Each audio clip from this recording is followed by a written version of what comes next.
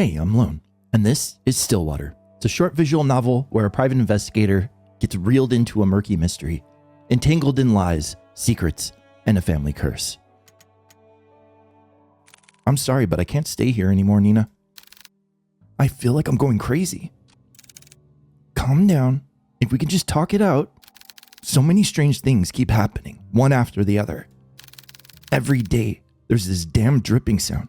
I thought it was just something leaking at first, but I check every faucet, every ceiling, everything, and still, I hear it everywhere, constantly echoing in my ears. Please listen to me. Oh, but the water, that damn water. She's really obsessed with the water. She's dripping. Water? Yes, it's everywhere. Pools of it all over the house. And every time I try to mop it all up, another appears. There's no end to it. It's at night when it comes. What are you talking about? I hear someone or something walking along the hallway at night. Maybe it's just my grandfather. No, Nina, it is not him. I thought it was, but it's not. But I've seen it, that thing. I only glimpsed at it once, but I'm more than certain that thing was not your grandfather. Ever since that night, I would lock my door and pray that it would walk past my room. I don't know what's going on, but I swear it just keeps walking, always walking on the pools of water. Sometimes I hear them randomly. Their steps are erratic and faint, but I can still hear them. Just the steady pace up and down the halls. But I think recently it's no longer like that. What do you mean? Every morning, I follow to see where the wet footprints lead. It walks towards something more clearly than before. It would walk down the halls, climb the stairs, and turn the corners. All of it, I'd follow. Eventually, the trail would come to a stop, and it would all stop right by your grandfather's room. His room? If this is some sort of sick joke to scare me away, then please stop. It's no joke, Nina. I mean it when I said that there is something wicked going on in this house. That can't be true. I know this is a lot, but you have to believe me. I can't stay here any longer. I'm sorry, Nina. It's okay. I understand. You do? I don't.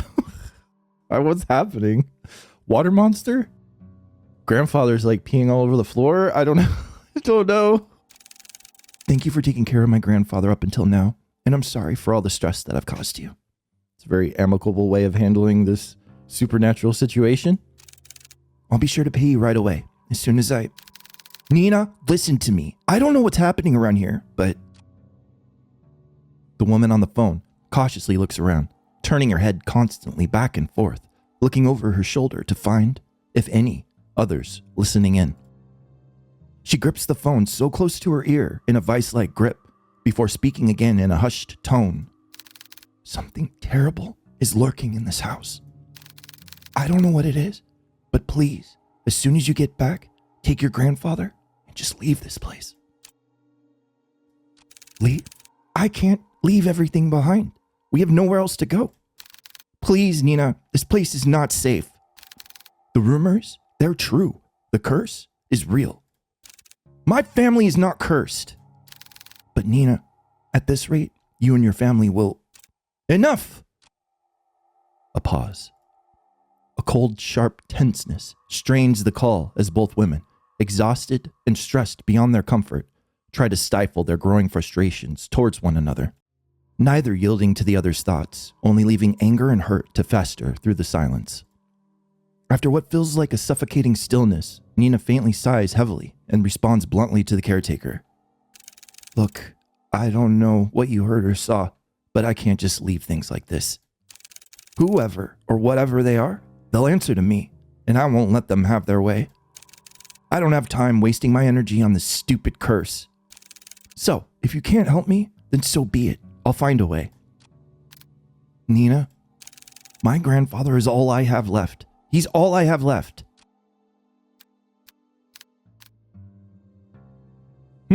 That's grandfather? He looks kind of young. I don't know. Maybe it's the haircut.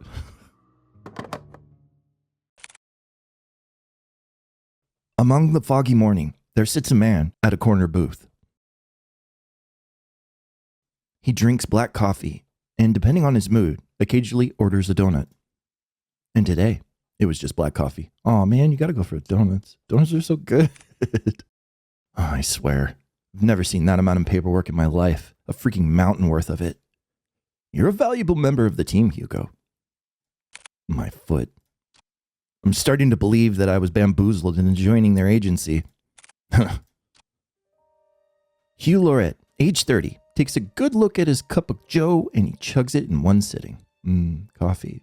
I can't look at coffee in a game without thinking about deadly premonition. There's letters in the coffee, Zach. He then continues to grumble to himself about last night's grueling work at the office. I really need to find a different job. As he contemplates his poor life choices, he looks out towards the early mist. There is something inherently terrifying about the fog to him, how it engulfs everything and nothing. Even if it disappears, it always leaves behind a trace, proof of it remaining. Oh, even in a quaint little town like this, I can't even run from my fate, I guess. I like Hugo. He seems like a good main character. Hugo finally stares at his compiled newspaper clippings he put together. Some of them from recent events, but mainly all were past headlines of missing person cases. No matter how many times I've seen this, it's still just as hard to look at. Fixating case after case, he can't help but remind himself that there's a reason for all this. An all too personal reason. Seeing strange things come with a price. In the end, I'm the one doing this to myself. Sounds rough. Mind if I join you, Kuya? Oh, they did the enunciation for me. I love you. That's so nice of you. An annoyingly familiar voice interrupts his train of thought. He slowly looks up to see the one responsible, although reluctantly. Who is it? Good morning, Hugo. Hugo scowls and turns away from him. He then gathers the files and shoves them back into the binder. Meanwhile, the tall man takes this as initiative and sits in the opposite end of the booth. He greets the waitress passing by and orders himself a hefty body breakfast special with an extra plate. As usual, the waitress is happy to oblige and goes back to the counter to relay his orders. The man then looks back at Hugo.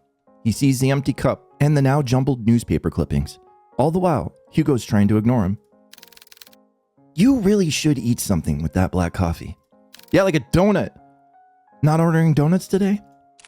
I'm fine, Noah. I'm just not in the mood, okay? Not even a little? There was a momentary silence between them before Noah disturbs it once more. Well, too bad for you. I ordered a big breakfast for the two of us. Two? Oh God, that looks so good. Don't do this. I had a protein shake for breakfast. Please. I'm diabetic. I don't want to take more insulin. I already have to take so much insulin for just one cup of coffee. As if the world could grace Noah with an even more perfect punchline, the food arrives. Why the hell did you order for the two of us? Just eat what you want to eat. Don't worry about me. Wow, mukbang masarap? Right, Hugo? Are you even listening to me? Come on. We both know that if you don't eat now, who knows when you will. And I'm not about to let you faint again. So open wide. Noah D. Leon, age 27, natural born charmer, looks like it, is also the only person in the world who lovingly threatens him to eat every day. He just cares. With a pensive look, Hugo finally gives in and eats a generous spoonful without further complaints. Yeah, that's good. Right? Good food will always help cheer you up. Damn him. Got swept away again. Oh, by the way, the chief will be out for a business trip. She mentioned it would be for a couple of days. When did she tell you this? I didn't hear anything about it. Yesterday, I think? Yesterday? She told me to sort out the cabinets yesterday. She didn't mention anything about a business trip. I guess it was a pretty sudden one? Well, I mean, she did tell me to tell you. And lucky me, I know where you go every morning. You know what? I'm not surprised anymore. Well, what do you want to do? We technically have the day off. I'm gonna head back to the office. There's a couple of boxes I didn't get a chance to sort out. In that case, I'll come with you. Why? You could just rest for the day. and pass up this opportunity to get to know you better, Kuya? Quit it. After the enlightening banter, the two of them finish their breakfast, pay for their meals, and head into Hugo's car. As Noah opens the door to the passenger seat, he notices a bloodhound sleeping inside. Aw, cute! The big dog stirs at the sound of the car opening and lazily stares at Noah. Woof. I've never seen one in real life. Yeah, basset hounds, right? Oh, sorry, big guy. He then closes the door while trying not to make too much noise to disturb its occupant. Colby. At the sound of his name, the heavy-lidded eyes slowly peek to see who calls for him. It's his one and only partner, his human. As he finally realizes who he is and where he is, the old bloodhound stirs from his sleep, pounces at Hugo, and proceeds to wag his tail uncontrollably. Woof, barf, barf, barf. Good morning again, Colby. You had a nice nap? Colby, 8 years old, Hugo's most faithful and loving partner in crime. He has the biggest tendency to just sleep all over the place. Noah, who is witnessing all this from the back seat, chuckles to himself. He is amazed and slightly defeated at Hugo's sudden change of energy. It doesn't matter how many times I try. When it comes to boosting up his mood, no one can beat Colby.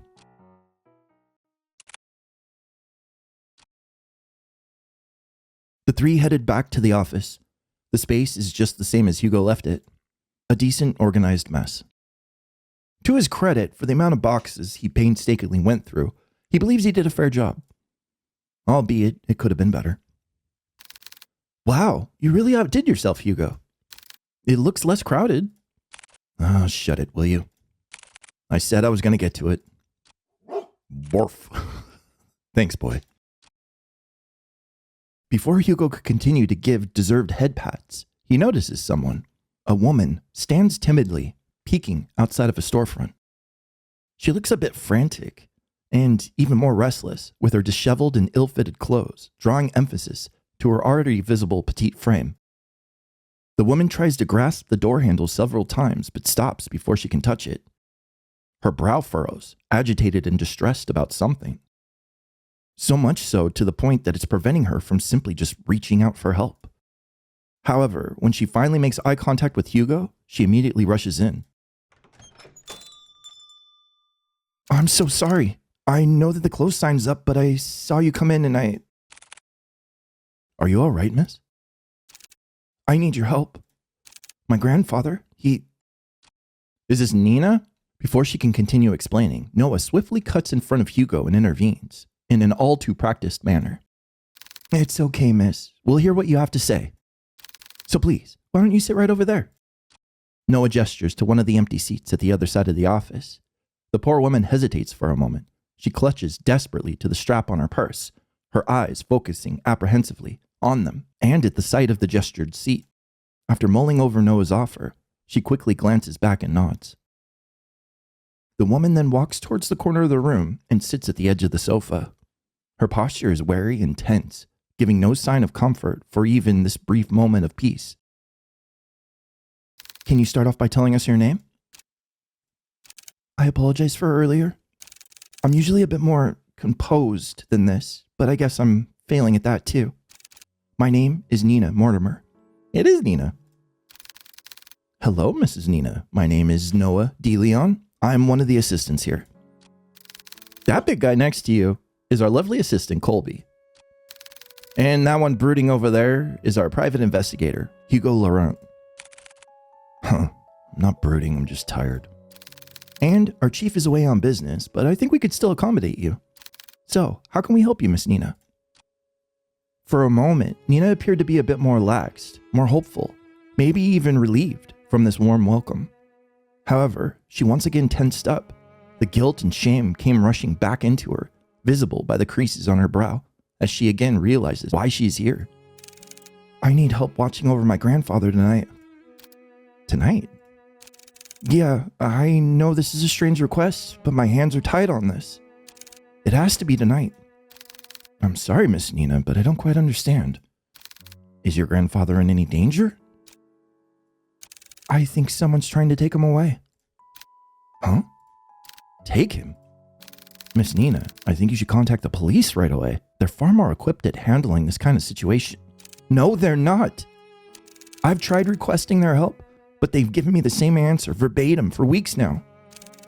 They would send someone out to watch over the manor for the entire day.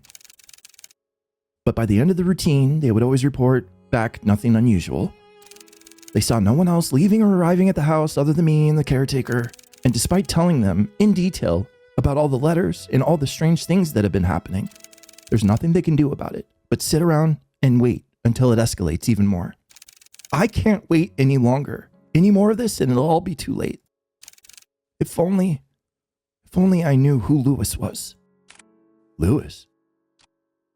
She lets out a gasp. Her hand shot out to cover her mouth, realizing that she had said too much carelessly. She tries to avert their gaze, but Hugo stares persistently at her. Miss Nina, who is Lewis? Are they the ones causing all this? Once more she contemplates, her brow knit closely together as she bites her lips nervously. It's as if the words she wanted to say have suddenly died out, too heavy to even utter. A mistake she can't take back. Before the silence stretches further, Noah speaks to Nina with a gentle and reassuring tone. Miss Nina, I know it's scary. All the things you've mentioned to us so far, no one should ever have to experience, especially by themselves. And I assure you, we'll listen to all of it. I promise. Wide and manic eyes search deeply at them, trying desperately to discern any doubt or mistrust on their faces. However, all she sees are people who are willing to give up their time to simply just listen to her, to actually help her. From this alone, Nina looks at the side where her purse is and opens it up.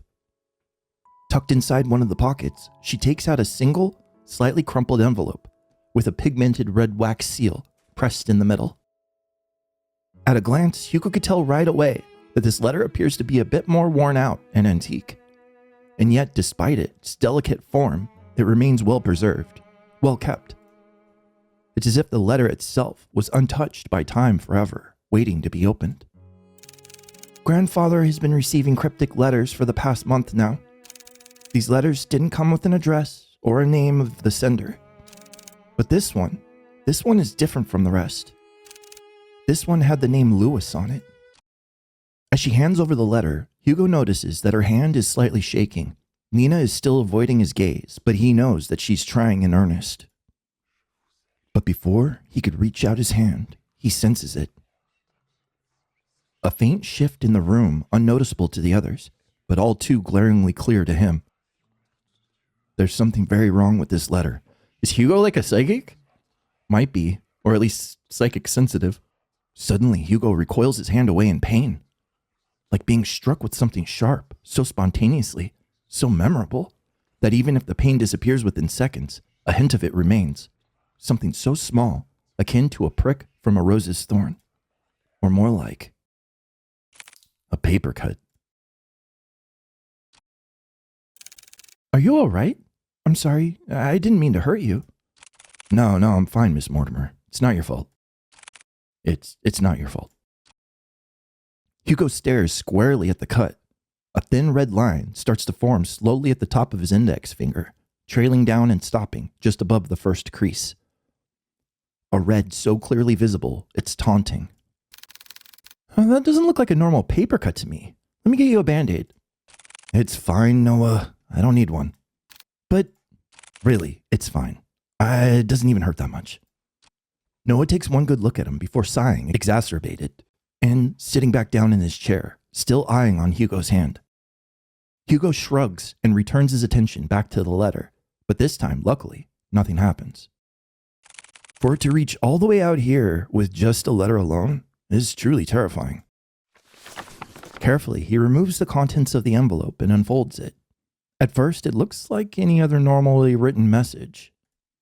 A person named Lewis is asking the other, Henry, to come meet him by the lake at night, needing to share something important with him. However, what's eerily striking about this is not the letter itself. Peering at the bottom of the page, a message is scrawled. Unlike the rest, it stands visibly out to Hugo. A message that shouldn't be there. Remember our promise, Henry. When did you receive this letter? Yesterday. And your grandfather, where is he right now? He's currently back at the house with the caretaker. I promised them that I wouldn't be out for too long. I made an agreement with them, you see. Oh, what sort of agreement? The caretaker, we have now agreed to watch over my grandfather, but only during the day. Before nightfall, they would leave exactly at the same time. Before nightfall. I wanted to believe this whole thing was an elaborate scheme to scare my family away. I know this sounds crazy, but at one point, I thought everyone was in on it. The mail carriers, the officers, the caretakers. Everyone had a hand in making our family suffer. But this one is different. Up until now, I've never heard of anyone by that name. Not even a relative or a family friend. But they clearly know who grandfather is. If I don't do something about this, I'll lose him too. Just by uttering the words alone, Nina begins to break down. The stress and anxiety, the fatigue, all of it was finally catching up to her. Her body hunches forward, her hands press close to her eyes as she tries to cover the stream of tears running down her face. As an act of comfort, oh, puppy, Colby sits closer to Nina while Noah fetches his tissue for her. Hugo, on the other hand, is puzzled. She said the whole thing has been going on for the past month, but something doesn't add up. And before nightfall, I think there's more to this that she's not admitting. Is he saying this out? Don't say this out loud, Hugo. This is internal. Get rid of the quotation marks. Whatever happened with that letter, I'm more than certain. Certain that whoever or whatever Lewis is, they're coming for blood. Take the case or reject the case? Oh, there's no save. Or no, I don't want to go to menu. I don't want to do that. All right, we'll take the case, obviously.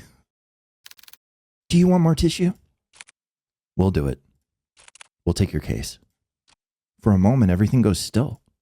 Their eyes and attention are solely directed at Hugo, whose eyes have a certain glint to them now, unwavering and more determined than ever.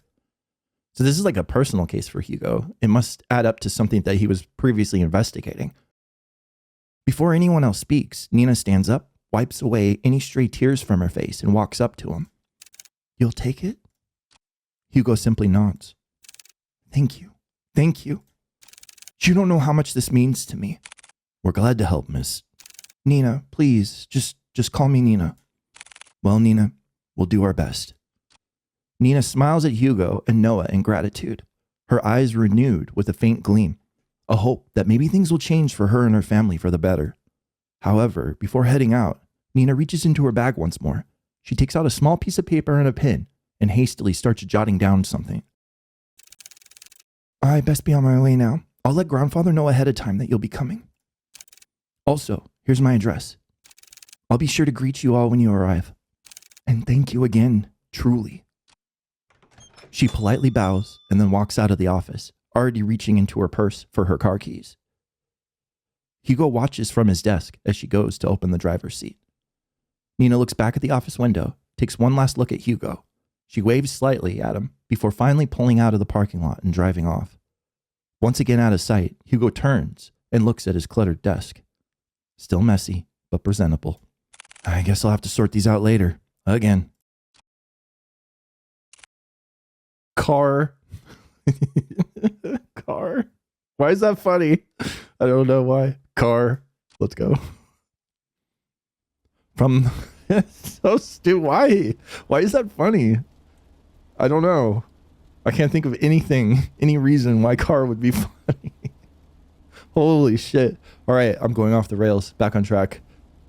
From the ongoing downpour to the quiet hums of the car, they sit in silence. Still miles off of their destination, Hugo constantly checks the rearview mirror to see any passing cars. But it was only them on the road. Noah, who usually chats his ear off by now, leans quietly against the car door as he looks out into the passing street lights, reserved and distant. He hasn't said a word to Hugo since they left the office. Hey, you're a lot quieter than usual. What's wrong? Huh, what a surprise. Have you been looking at me, Kuya? No, you idiot. You usually just talk a lot, that's all. So do you miss me talking? Just say it. Do you believe her story? What? Given all the things she told us, do you think that she's telling the truth? Yeah, I believe her. Or at least, I believe she hasn't lied to us. But I can't shake the feeling that she's hiding something. Like if she left out certain details on purpose. Also, why did she have to travel this far out of town for a private eye? Surely there must have been another far closer to her home than ours. I just don't know how to explain it. Oh, so that's it? I thought there would be some weird connection to one of the cases he was working on previously. As expected of you, Hugo. Are you making fun of me? No, not at all. I'm just admiring your observations. I didn't want to offend Nina either, so I kept quiet until she finished. But her last name caught me off guard. Mortimer? Have you heard about the Mortimers? They're a pretty distinguished family that owned an esteemed fishing company. Well, they used to, I believe. They have yet to name their heir. What do you mean? Shouldn't it naturally go to Nina? It should, but I don't know. From what I heard, each time they tried to name a successor, that relative mysteriously disappeared. Huh? Gone without a trace, or so anyone thought. Their bodies would soon turn up months after. And you know what's strange? All of them had been labeled as accidents by local news. No foul play, just another unfortunate loss for the family. They've been struck with so many tragedies that over time, people began to believe that they were cursed or something. Cursed? I think I can understand why she wouldn't go to the police again. They most likely thought she was seeing things and went along with the procedures just to keep face. But deep down, they must have thought she had gone mad. I can't imagine all of this for Nina. And most of all, who knows what we'll find there?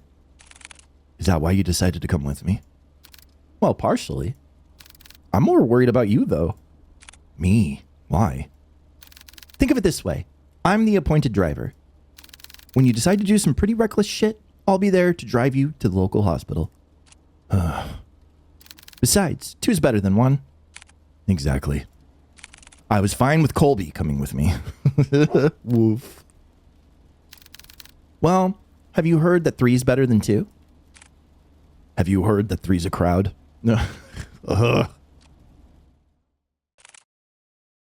That's not funny. Mortimer Estate. Yeah, that doesn't do anything for me. So stupid. Car. Passing through the countless dirt roads and steep cliffs, the estate can finally be seen beyond the evergreen.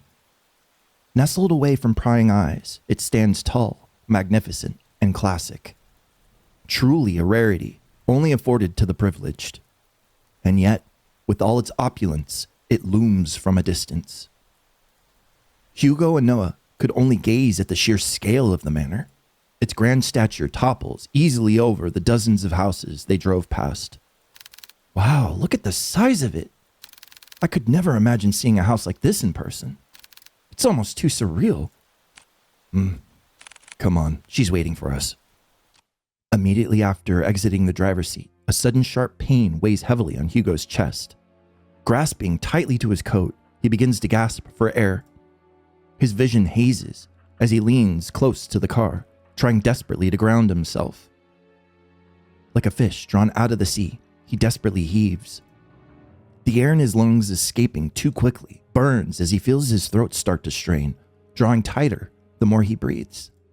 But this pain pales in comparison to a feeling far more excruciating. Is it the house? No, something far more sinister. He feels it. Someone is watching him. A piercing gaze is fixed on him, like leering at a bug waiting to strike. We'll be together soon, Henry. What the hell? Damn it already. I need to hurry or else. Hey, are you all right? Noah calls out to him, snapping him out of his fixated trance. Colby nudges his head against Hugo, whining with concern over his partner's well-being. Did you hear that just now? Hear what? That voice. It was so close to my ear. Is everything all right? Oh, yeah, I'm fine. Don't mind me. I'm just a bit winded from the trip, that's all. I'd be happy to make tea for you at least. If it's no trouble. No, not at all. It's the least I can do. Once again, the subtle uneasiness from Nina surfaces. But before Hugo could get a chance to look further into it, she walks off towards the front porch without saying another word. Are you sure you're all right? He is. He's like psychic sensitive, I swear. That's got to be what it is. You sounded like you were choking earlier. I said I'm fine. Besides, we're already here. We can't back out now. Listen to me. I think you should... Noah abruptly cuts his lecture short as he notices Nina stopping by the front door. She stands by the door silently, contemplating something. It's just like before, but this time she seems even more anxious. Whatever unease she tried to mask earlier became more apparent the minute that they walked closer to the front door. I haven't been quite honest with you, Detective. Just like before, as if carefully choosing her next words, she decides that in this situation, words are not enough. You'll see for yourself what I mean. And with that, Nina enters the house, leaving the three to follow behind. Hugo is about to enter through the foyer when he feels a tug on his arm. Don't forget what I told you. If something happens, let me know right away. You'll be the first to know. And with that, Noah releases his grip on Hugo. They proceed to head in, not knowing what awaits them beyond the door. Greeted with a brightly lit hallway, Hugo notices immediately that the interior is just as grand. Adorned with floral accents and antique furnishings, the house itself exudes the word elegance. A classic and rustic charm, with walls and flooring made of the finest wood. Hugo couldn't help but gape as he walked in. However, he noticed something even more distinct than that splendor. Behind the seemingly perfect veneer, an unsettling air breathes through the house, leaving no room for doubt that the inside is far more terrifying than the outside. Please, come this way. Bracing themselves, they enter the dimly lit drawing room. At first glance, Hugo could not discern the silhouette situated in the far corner. Only the sparse lighting from the window pierces through a fraction of the room's darkness. However, as they approach closer to the silhouette, Hugo now understands the reason for all of Nina's unsettling vagueness. Grandfather, we have guests. That's grandfather? Sitting on the armchair is a very young man, not much older than Hugo or Noah. Okay, cool. He's dressed modestly and shares none of the imposing presence of the manor. No, rather, such luxury does not even remotely reflect on the man before them at all. It is as if the flow of time had stopped only for him, while the rest had continued changing drastically without him. Just like the letter, timeless, delicate, and jarringly out of place. Staring only at the window, the young man sits there, dazed, with little acknowledgement of the people around him. Still motionless, like a doll. Grandpa, these are the people I spoke of. This is Detective Laurent and his two assistants, Colby and Noah. They're going to help us. Even after introducing them to the head of the Mortimer estate, Hugo and Noah could not help but feel unnerved. The man before them is supposed to be frail and older than any of them. And yet, here he remains, forever unchanging, forever young. They've come a long way, so I'll be making some tea. Would you also like some, Grandpa? Da. He doesn't reply, nor does he glance at Nina or anyone else in the room. He only fixates his gaze on the rain, nothing else. I'll be sure to make a cup for you too. She then timidly gestures to Hugo and Noah back to the foyer. Bearing more questions, the two follow Nina outside. But before they leave the drawing room, Hugo takes one last look at the young man. There's an all too familiar air about Henry Mortimer. His eyes, they're similar to his own. Whatever he must be longing for, Hugo knows it will never end well. So they share, green eyes? Okay. Is he part of the Mortimer family or something? That would be a twist. Nina, that man. Yeah, he's my grandfather, the one I asked you to watch over. I know this is hard to believe, but Nina draws something from out of her pocket. It's an old picture of a handsome man with slicked back hair, wearing the finest of suits. The gentleman in the picture has a different air about him, one of wealth and power, none of which reflects at all on the current Henry Mortimer. It's almost as if looking at two different people. This isn't much to go by, but believe me, they're the same person. How does he look so young? It happened a few nights ago. I was on my way to get a cup of water when I heard a loud thud coming from my grandfather's room. I was worried that something fell over, so I went to go check.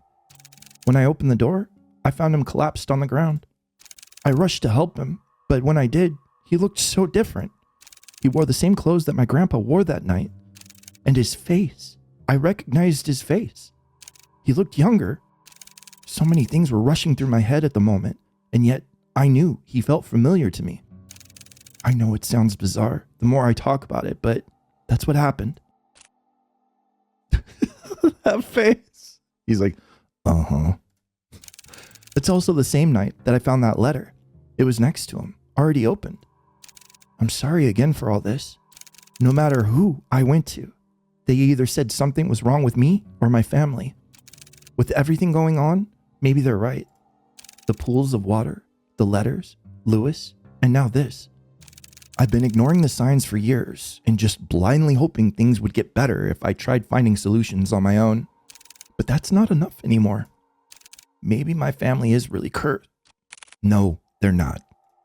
Curses aren't real. Detective? I think we get too easily involved in believing that sort of thing exists. In truth, the ones who fixate on it make it their reality. Rumors, doubts, lies, all of those things are what they want to become real. Deep-rooted emotions like that can't possibly be healed or fixed right away. But like a curse, those emotions drag other people down with them. Huh? Personally, I think you were caught up in all this. But I assure you, we'll see this through. For you and Mr. Mortimer. Thank you. Good. Now, our first priority, find out more about Lewis. Nina, the letter you showed us back at the agency. Do you have it with you? Yeah, it's here. Do you mind if I borrow it for a bit? I'll be sure to give it back. Of course, but what are you going to do with it? I've searched everything on that letter and I still haven't come up with any clues.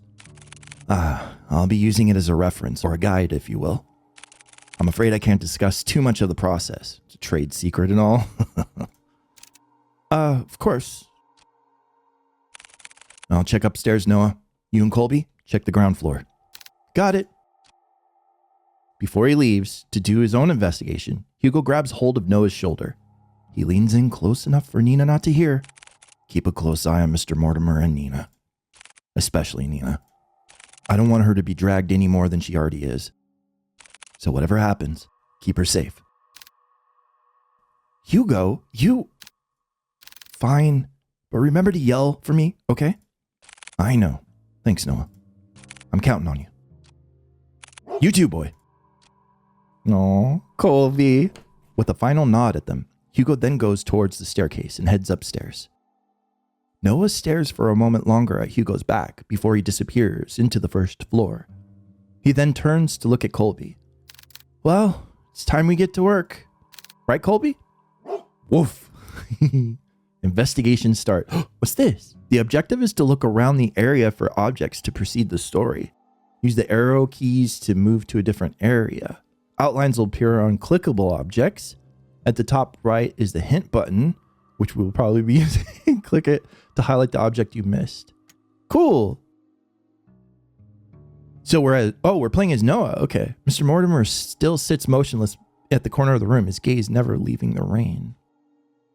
Woof woof. Had to do it.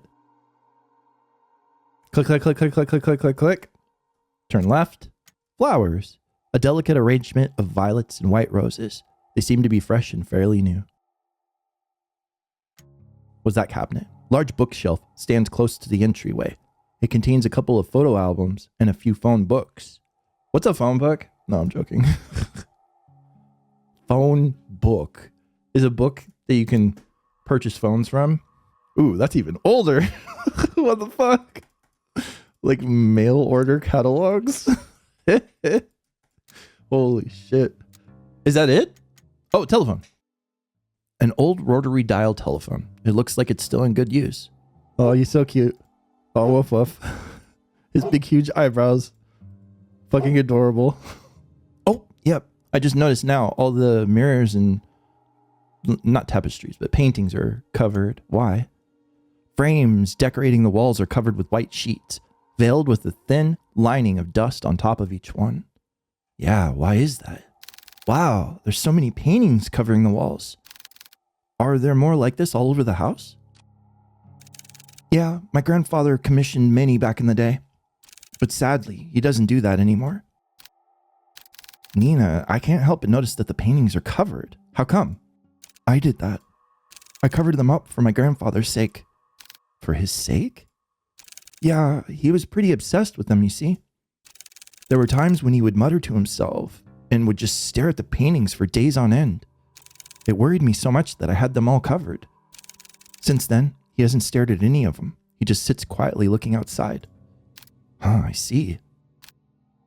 About the paintings, I also noticed they all have a similar theme. They all have water in them. I know this isn't a coincidence since you told us before, but if there's anything you know, anything at all, just please tell me. Noah, can I ask you a question first? Yeah, sure, go ahead. Do you believe in mermaids? His face. Just record scratch and then just put his plaster his face like huge right there. Thank you. Do you believe in mermaids? Mermaids? I don't suppose I do. Why? Casting her gaze at the floor, Nina anxiously fidgets and tightly clasps her hands together. She then briefly sighs and continues. Well, there's this story, or rather, more like a fairy tale, that my family has passed down. Is it mermaids? Oh, that'd be crazy. What was that other mermaid? There was an RPG Maker game that had to do with, like, evil mermaids. I can't remember what it was called, but I remember it being pretty good. A fairy tale? Yeah, well, it feels like one to me. It was about a fisherman who fell in love with a mermaid. Every day and every night, he would go out by the shore to gaze at her beauty. But one day, she vanished, leaving him confused and heartbroken. Determined, he would sail many seas for a chance to see her again. Sailing from coast to coast, new lands beyond and back he would go. Not long after, fortune followed him all throughout his journey and made him one of the wealthiest and most highly respected in his village. However, despite all the wealth he gained through his travels, he never found that mermaid again. She would only be a dream, nothing more. And that's the end of the story. It doesn't end happily, but I guess there was a lesson behind all of it. I just never understood it. What do you think happened to the mermaid? They don't exist? I don't know. I know it's an exaggeration, and yet I can't help but wonder. It's hard to say. I just feel bad for both of them, I guess. To be honest with you, I'm not a fan of sad endings. If it were up to me, I wish the fisherman and the mermaid could see each other again. Or at least that's what I think. Even if they weren't meant to be with one another? Yeah, I think so at least. I wouldn't want to imagine going through a journey all by myself. It's hard being alone. A journey all by yourself. Mortimer Estate, 11:30 p.m. Oh, we're upstairs now. Cool, with Hugo. After searching vigorously through each of the rooms, he knew his findings would eventually lead him here. All right, this is it. Hugo walks towards the nearest lampshade and switches it on. Dimly illuminated, he sees the extent of how lavish this part of the house is. From the customized window drapes to the vintage furnishings. Everything here exudes that extravagance. But much like the interior Hugo has seen so far, he finds this one in particular reeks of it. Plastered from wall to wall, a gloom lingers, as if the room itself is moldering, despite his preserved nature. What are we looking for? We can check the steamer trunk. A classic wooden chest, or it's not a steamer trunk. Classic wooden chest lies at the foot of a canopy bed. Its lock still firmly holds, safeguarding whatever's inside. Boo! I wanted to look in there. Pixel hunting, pixel hunting, pixel hunting. We good? Okay, I think so. Let's go right. Yep, all the paintings are covered. A meticulously organized set of academic books, ranging from nonfiction to geography, all here on display. However, hidden away behind the vast collection are some children's fairy tales, all carefully kept. That makes sense with the story that Nina said. Lefties? Ooh, little photograph. An old photo of a lost time, a sweet summertime memory of a little girl with her beloved grandfather. Oh, there's notes scattered, and there's a picture atop the fireplace, unblemished and unmarked by time. Hangs a curious and familiar painting of a beautiful woman floating on water. I know that painting. Yeah. Isn't it the Lady of the Lake one? I think so. That's like the most popular one, at least I think.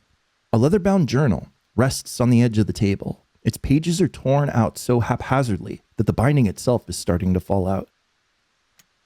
All right, let's look at the scattered pieces of paper, all forgotten, lie waiting on the cold floor. Heavily etched markings are found scrawled all over the papers. Oh, tea set. A pristine pearl white tea set sits patiently by, untouched and unused for quite some time.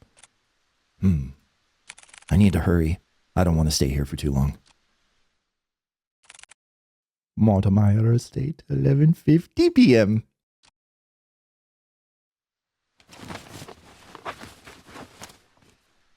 He searches and searches, and still, there's no sign of Lewis. To Hugo, even if there is a fragment, a singular thread to that person, to their real selves, he could find them. But there's nothing.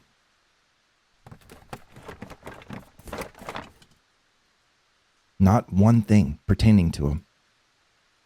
It's as if the thought of Lewis barely existed at all. What's going on? I clearly sensed that presence from before, but it's gone again. Damn it. Wish I had more time. No, calm down. It has to be here. I just need to focus. He ponders again, retracing every step, every little detail, hoping that he overlooked something.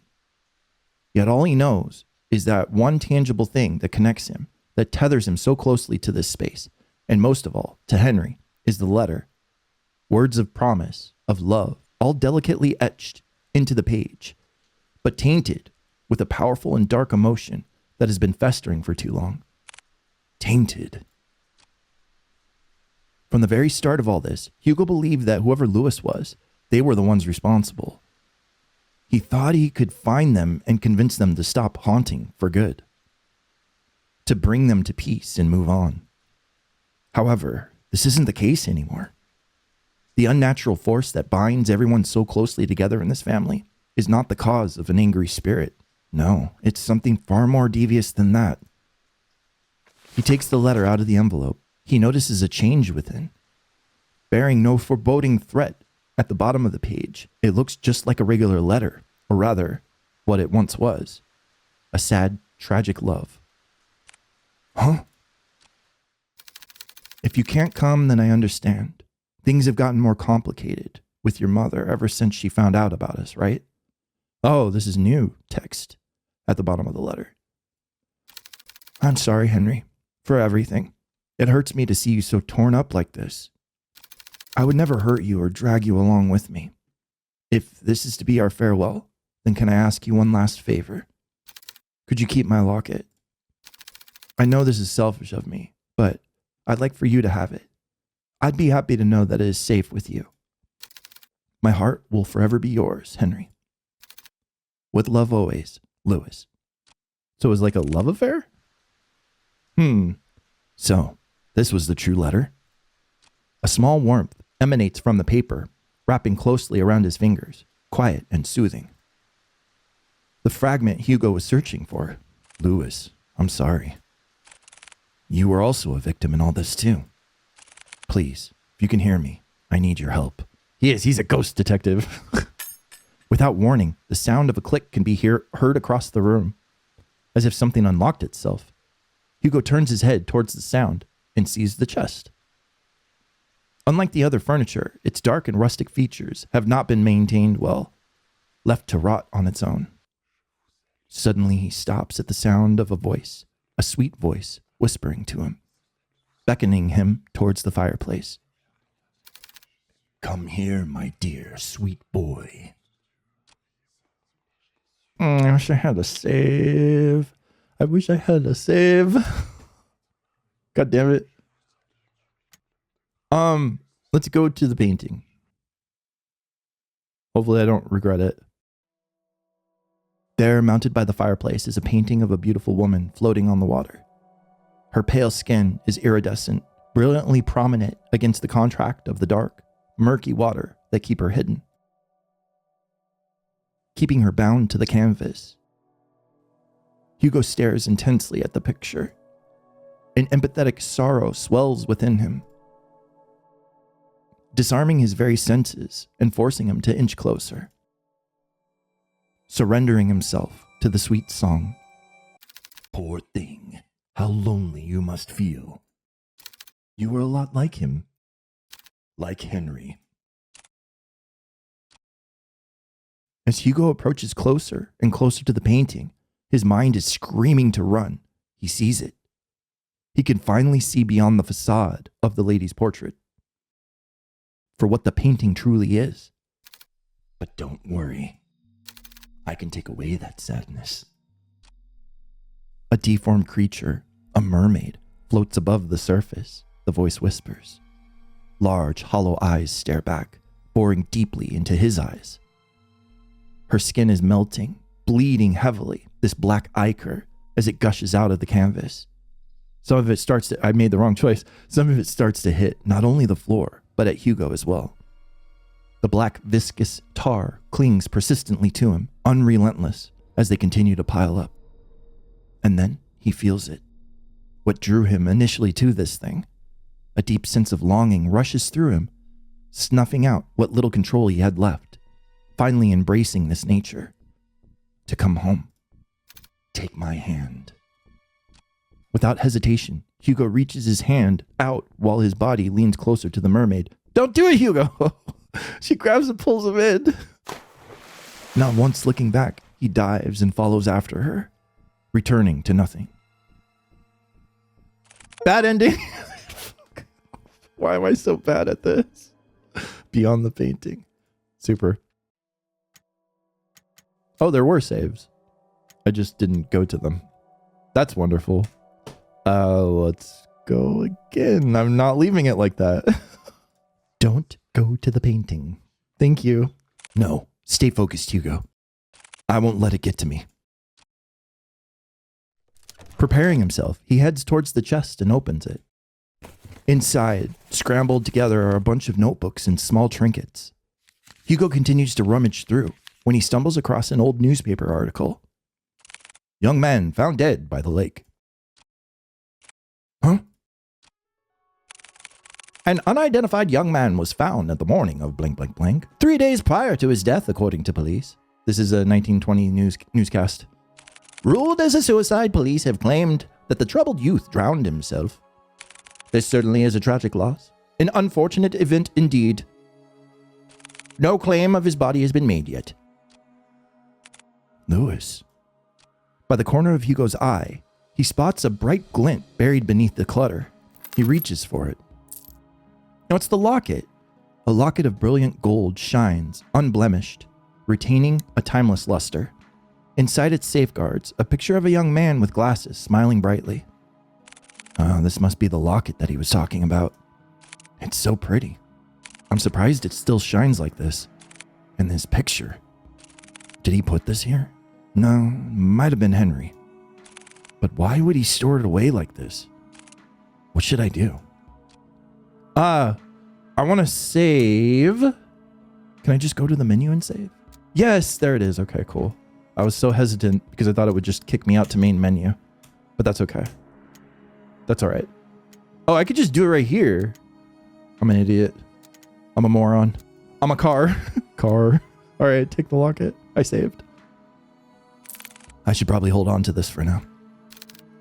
Take it to him, please. Louis? A gentle but distant plea echoes in Hugo's heart. A forgotten ache of yearning and regret grips him deeply. Feelings not of his own start to rise like small ripples on a pond, waiting to be found again and remembered. Don't worry, I'll bring it to him. I'll make sure of it. Hugo is about to put everything back into the chest when he feels a wet, cold sensation crawling up his leg. Ew, what? Water. A pool of water relentlessly spreads across the floor, already seeping into the chest. Damn it, no. Suddenly, the lights shut off. A scream is heard, followed by a myriad of shouts. Hugo is about to call out for Noah, but stops at the sight of pale feet before him. Looming over him stands a tall, ominous figure. His face is shrouded in complete darkness, devoid of any human emotion. It appears as a young man, but Hugo knows that it's far from it. No, this very thing is trying to imitate a human form, trying to be human. Hugo could only stare back. Paralyzed with fear, he's forced to watch the horror as it slowly creeps towards him. It's just like before, the sensation of someone staring at him from within. But this time, it's drawing nearer, inching ever so closely. The words to call out to Colby or Noah fail to reach out. Lodged in his throat, he struggles in pain. With his breathing shallow, he tries to force his body to move. And then it stops. Looking down at Hugo, filled with nothing but malice and contempt, it speaks. Don't get in my way. All of a sudden, the door to the bedroom slams shut, and the entity disappears. A tension from his body finally releases its agonizing grip as he gasps desperately for air. His vision blurs and his breathing is haggard. He staggers towards the door. He yanks the handle several times, but it's tightly jammed. Fuck. Noah? Colby? To his dismay, he's only greeted with silence at the other end of the door. Damn it. From a distance, he faintly hears the sound of Colby's relentless barking as it gets further away from the house. Hugo rushes towards the window. He tries to pry it open, but just like the door, a heavy force prevents him from doing so. Like being underwater. His movements slow and drawn out, as if being dragged down by that thing. Fuck this. Frantically looking around the room, he spots a nearby chair. Without a moment sooner, Hugo grabs the chair and starts to strike at the window. Bit by bit, the window cracks get larger, with each blow splitting off smaller pieces. The hell is this thing made out of? Still trying to catch his breath, he musters all the strength he has left for the final blow. Damn you, just break already! Clearing out the remaining glass shards, Hugo peers his head out to see if any railing he can grab hold of. However, he discovers instead that the wall adjacent is covered in ivy. Despite how heavy the rain has drastically become, he reaches out for it, grabbing handfuls of the vines. Carefully, he climbs out the window, gripping tightly and making sure he doesn't lose his footing. Yet to his luck, the patch of vines he clutches starts to tear away from the wall. Out of desperation, he struggles to find a grip on another, but fails, and his hand slips out of reach. Shit! Clamoring wildly, as he loses his grip on the ivy, he crash lands down to the thicket of bushes. Is he still alive at least? I hope. Air forced out of him, he heaves uncontrollably, trying to even out his breathing. But even that is laborious. An immense pain spreads across not only his back, but his entire body. God, I'm getting too old for this shit. Although his body screams out in pain, he forces himself up. There's still time. I can do this. I have to do this. With staggering feet and haggard breathing, he makes his way to the place where it all started. To the lake, where the tragedy starts and ends. No, we gotta get the locket back to Grandpa. Young Grandpa. Lake? Finally entering through the park, Hugo calls out to Colby and Noah. Colby! Noah! Where are you? He hears faintly the sound of barking and echoes of people yelling in the distance. He rushes towards the echoes, guiding him through the downpour. With his heart racing and blood rushing in his head, he finds his way to the lake. Drawing closer, he sees Nina giving chase to her grandfather. Unfortunately, she doesn't get too far as Noah stops her. "Grandpa, stop! Grandpa! Let me go! My grandpa, he's..." "No, Nina, it's dangerous. You'll get hurt too." "I don't care. I don't want to lose anyone anymore." It's at this instant Hugo trudges against the water, pursuing in Nina's stead. "Hugo? No, don't!" Pleas fall to his deaf ears. Not even the whines and worried cries of his partner could make him turn back. Determined, he forges ahead.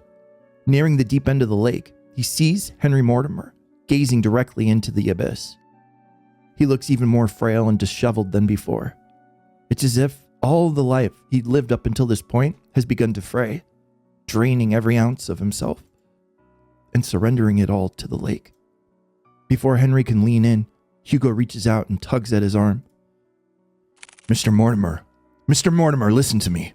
Nothing is waiting for you down there, so please, just come back to shore with me." Motionless and unresponsive, he stares deeply into the water. The haze over his eyes is still obscure and persistent. "There are so many things we can't afford to lose in our lives, and you're one of them. To Nina, you're all she has left. She needs you, Mr. Mortimer." Hugo felt it. A slight jolt from Henry's arm, as if stirred by the mention of Nina. He slowly turns to face Hugo. "Nina." However, just as cruel and violent as the storm, Henry jerks back, wrenching his arm away from Hugo's hold on him. No. All of this is my fault. If only I got into Lewis sooner, then none of this would have ever happened. He was waiting for me. He was patient with me.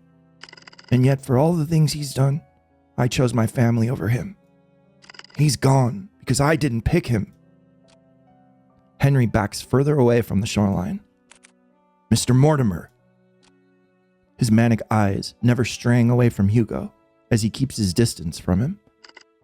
"Lewis, I'm sorry. I was the one who dragged you into this. You deserve so much more. And I wished..." Henry struggles over his words. He clasps tightly to his shirt, his throat dry and taut from all that he has bottled up. From all those repressed and silent years of just waiting for this curse to finally take him. "I wish I had gone with you that night, Lewis." "Sir, even if you still covet that wish, it wouldn't resolve anything. Not for you, not for Lewis. I read what he wrote to you all those years ago." "Huh?" "He understood if you didn't want to come to see him. But the thing is, Mr. Mortimer, Lewis never thought any less of you. He said so in his letter to you." "His letters?" For the longest time, I wanted to believe that he hated me for that. He resented me for that choice. Or at least, I thought it was easier for me to think that way. How long has it been since I talked about him?" "It's been a long time, sir. But that's why you don't have to shoulder all that pain by yourself anymore. We can talk about it. About you and Lewis. All of it. Together." Hugo extends not only his hand to him, but a promise. A promise that Henry has yearned for so long. A way to forgive himself. He hesitates at first. What fool believes in a deserved forgiveness? Such a thing doesn't exist. And yet, despite everything, Hugo still reaches out to him. To a stranger. Maybe he can be forgiven. Just as he was about to reach out for Hugo, a hand slithers around Henry's instead. "No! Don't interrupt this great exchange with a mermaid, please." Fucking mermaids. Those goddamn mermaids. "No! Don't do it." Its arm unnaturally contorts around him, while its head perches on his shoulders. This thing.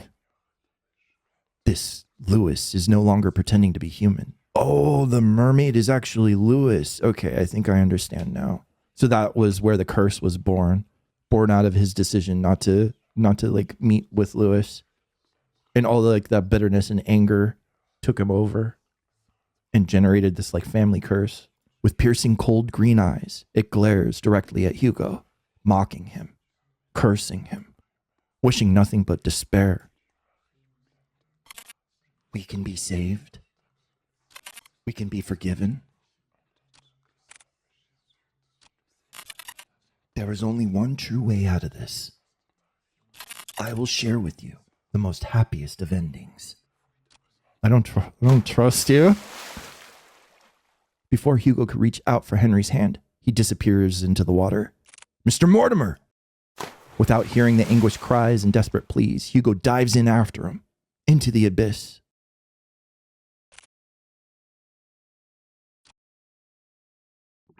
Plunging into the icy waters, Hugo feels shock running rampant through his body, like spikes continuously piercing from his leg to the tips of his fingers, fiercely and unyieldingly.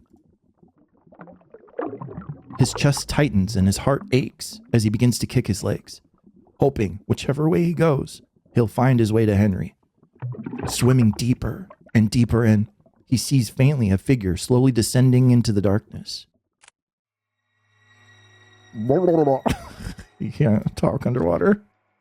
As he finally gets closer to Henry, long snake-like arms stretch across the void and grab Hugo's neck, violently squeezing all the air out of him. He tries desperately to wrench his hands away, but with each struggle, Hugo's movement begins to weigh heavier and heavier. Lewis, where are you, Lewis? It's looking for Lewis? Digging deep in his coat's pocket, he grasps tightly in his hand the locket that Henry kept and had long forgotten, holding it out as it shines ever so brightly in the dark. Ah, there you are. It releases its grip on Hugo and instead reaches out for the locket. Taking this as a chance, he drops the chain and kicks with all his might to grab Henry's arm. With his heart and body screaming in pain, he swims desperately to the surface. Almost there. No, he's talking underwater. That's okay. It's internal. External, internal. Or maybe he is. He's literally just talking. That's okay. I just have to. As the light from the surface begins to blur, Hugo makes one last attempt to reach for it. With his limbs worn out, his energy spent, this is all he can do. Before he loses consciousness, he notices a figure swimming towards them. Noah! Getting closer and closer. Noah better be good at swimming. And then everything fades to black. Drifting along what feels like an endless sea, Hugo courses through wave after wave, not knowing where he's going, or caring for that matter. All he knows is that he's very, very tired. How long has it been since he's had a good night's rest? It's been too long. Maybe I should take a rest now. I'd like that so much. I agree. You deserve it, but not here. Huh? Sorry for startling you. I just wanted to see you one last time before I go. Lewis?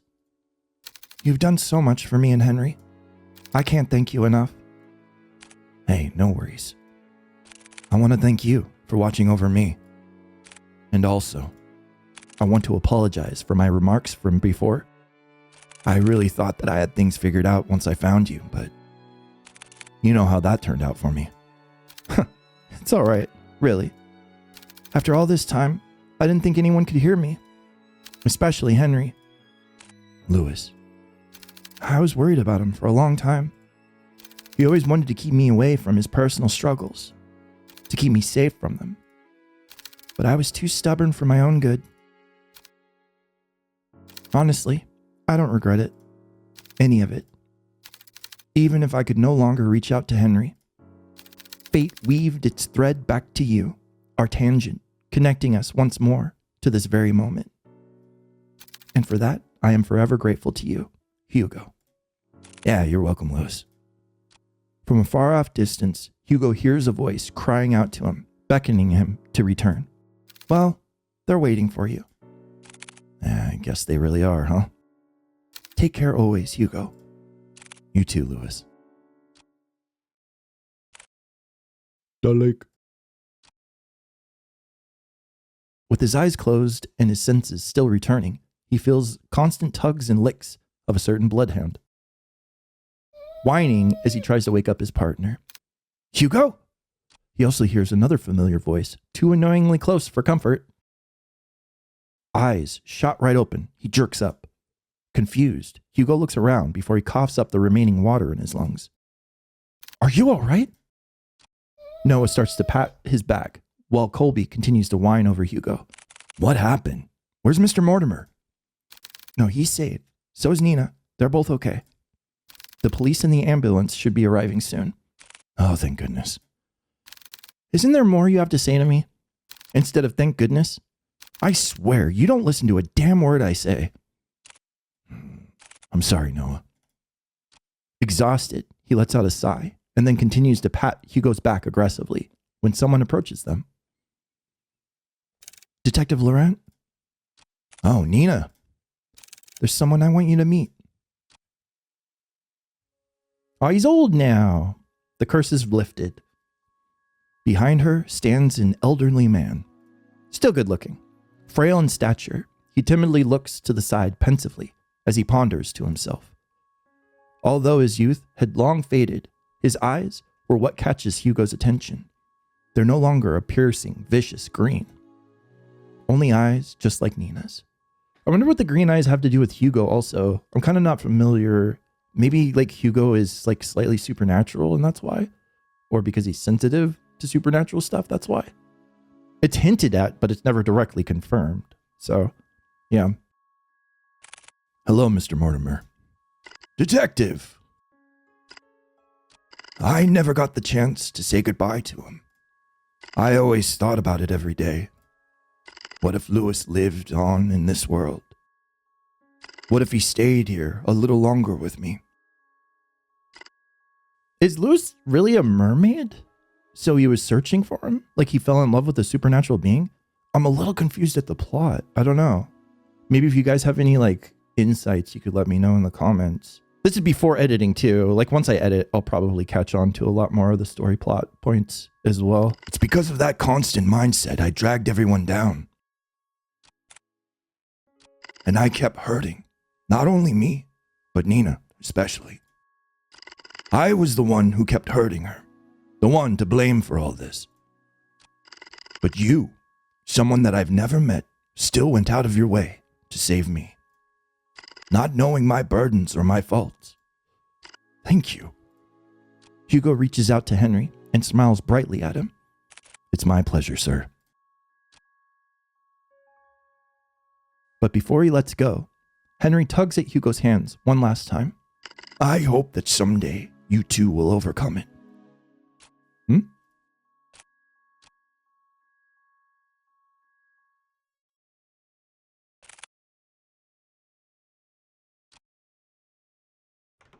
Well, good morning, Hugo. You're bright and early. Morning. With much fervor and haste, Hugo resumes writing in his notepad. Although, by closer inspection, he also looks like he's going to combust at any minute. Are you writing the report? Without looking up, Hugo replies back. Yeah, for the most part. You still need to write yours too. I will. But since I haven't had breakfast yet, and I don't like eating by myself, the breakfast, I want it still. Let me guess. 2 is better than 1. Bingo! Wow, Hugo, you're really catching on. I'm so proud of you. Ah, shut it, will you? I swear, if I only hadn't fallen from that goddamn window, maybe my report would have been shorter. Before Noah could begin to cut the bacon, wait a minute, cut bacon? Oh, maybe like Canadian bacon. Like, American bacon is just strips. But maybe that's the kind of bacon they're talking about. I don't know. Whatever. Don't get caught up on that. He pauses at the mention of Hugo's reports. Oh yeah, by the way, Mind telling me what happened to Mortimer's window? I broke it. Well, that's obvious to me. What I don't understand is why is it broken? Do you know how much it costs to repair a window like that? I know. It was really dumb of me. I'm sorry. It wasn't dumb. It was like life-saving. Besides, I told Mr. Mortimer about it before we left. Honestly, I was expecting an earful from him. And also the bill. And? Surprisingly enough, he said it was okay. Lucky us, right? So what? You just call it a day after all that? Thank you so much, Mr. Mortimer. You broke it. You pay for it. Would you just chill? Of course I'll pay for it. But each time I keep insisting, he just shrugged it off. Said that we already went through a lot for them, so this was nothing in comparison. You know what? He's right. After all we went through, we deserve at least a nap. But before he could walk away, he stops and sees a familiar person walking towards the storefront, carrying something with her. Good morning, you two. Just barely a foot through the door, a certain bloodhound stirs from his resting spot and makes his way towards Nina, tail uncontrollably wagging. Good morning to you too, Colby. Nina scratches behind one of Colby's ears, making his right foot unconsciously move on its own, scratching an invisible but desirable spot for him. Good morning, Miss Nina. Morning. What brings you here this time? Is everything all right with your grandfather? Yeah, he's doing pretty well, actually. Even better than before. We talked so much last night, I hardly slept at all. But honestly, it's been a long time since I spoke to him so freely like that. I hardly felt tired at all. That's wonderful to hear. But there's something else I wanted to ask both of you. To put it bluntly, I need your help. If you two aren't busy, I would like some company eating these. Inside a clear plastic bag was a sack of 2 boxes placed on top of one another. She opened the box on top and reveals a colorful array of neatly decorated donuts, all lined perfectly. No cramped or squished spaces, as it should be. A work of art in Hugo's eyes. Wow, so pretty. Donuts? They look so delicious. We're more than happy to eat these with you, Nina. There he goes again with his donuts. But yeah, please join us, Miss Nina. We're about to have our breakfast too. Weren't we, Kuya? Always so brazen in front of others. You do make it exceptionally easy for me. You both have such great chemistry with one another. On second thought, I'm way too tired for this. I'm gonna have to apologize in advance for this, Miss Nina.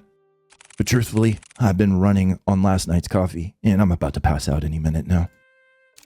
Oh, no worries. Honestly, I think a little break time sounds like what we all need right now. All right, thanks. Hugo puts down his pen and proceeds to head over to the couch. Colby follows after him. Would you like to join us, Miss Nina? I would love to. I guess we save these for later then. Yes, please. Please do. Now come on, it's nap time. Noah sighs heavily before setting down the food on his desk. He then gestures Nina towards the sofa, which she happily takes his offer and joins them. I'm getting old. I mean, you are old. Shut it. This is really nice. Oh, good boy, Colby. Come here. Nina quietly coos at him and begins scratching at the back of Colby's ear once more. Hugo leans a little closer to Noah, his voice above a whisper, but close enough for Noah to only hear him. You know, I'm glad you came along yesterday. Oh, what's this? Are you getting chummy with me now? Call it chummy or whatever, but I really mean it. If you hadn't saved us back there... Look, I told you before. I'll be there whenever you get yourself into reckless shit. Besides, didn't you say it was nap time? Get some rest. You deserve it. You too. A calming silence fills the room as they bask under the morning glow. No big parties or celebrations. Just each other's company and sharing this small reward. A small and warm comfort. Good ending, case closed. Wow. That was a great visual novel. I loved it. Yeah. Hopefully you guys enjoyed it as well. I can't wait to go edit it now and like pick up on the little things. See if I can suss out the plot a tiny bit more. Fucking mermaids, man. Watch out for the mermaids. Thank you all so much for watching. I'm Lone, and this has been Stillwater.